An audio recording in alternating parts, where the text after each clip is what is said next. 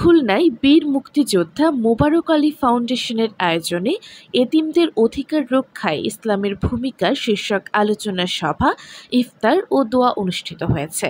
মঙ্গলবার বিকালে নগরীর নেছারিয়া এতিমখানা অডিটোরিয়ামে আলোচনা সভা শেষে দোয়া ও ইফতার মাহফিল অনুষ্ঠিত হয়। বীর মুক্তিযোদ্ধা মোবারক আলী ফাউন্ডেশনের প্রতিষ্ঠাতা সভাপতি মোহাম্মদ রাকিবুজ্জামান সরদারের সভাপতিত্বে ও ফাউন্ডেশনের প্রধান উপদেষ্টা অ্যাডভোকেট শেখ অলিউল ইসলামের সঞ্চালনায় প্রধান অতিথি হিসেবে উপস্থিত ছিলেন খুলনা মহানগর দায়রা জজ মোহাম্মদ শরীফ হোসেন হায়দার।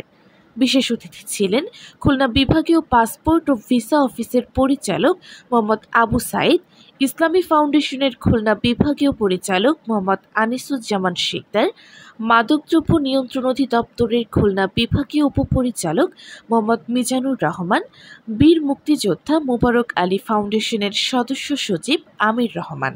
এ সময় আরও উপস্থিত ছিলেন সরকারি, বেসরকারি ও সামাজিক ক্ষেত্রের বিশিষ্ট ব্যক্তিবর্গরা। বীর মুক্তিযোদ্ধা মোবারক আলী ফাউন্ডেশন একটা প্রতিষ্ঠান চালু করেছি। আমার উদ্দেশ্য এবং বীর মুক্তিযোদ্ধা মোবারক আলী ফাউন্ডেশনের মূল লক্ষ্য উদ্দেশ্য অসহায়, হতদরিদ্র, নিপীড়িত মানুষের পাশে দাঁড়ানো, সামাজিক কাজ, মানবিক কাজ এবং অসহায়দের নিয়েই কাজ করা আর কি। তো আসলে আমি চাই যে সমাজে যারা অসহায় আছে তাদের পাশে দাঁড়াতে, বিভিন্ন মানবিক কাজ নিয়ে দাঁড়ানো, এই আছে আমাদের মূলত বীর মুক্তিযোদ্ধা মোবারক আলী ফাউন্ডেশনের মূল উদ্দেশ্য।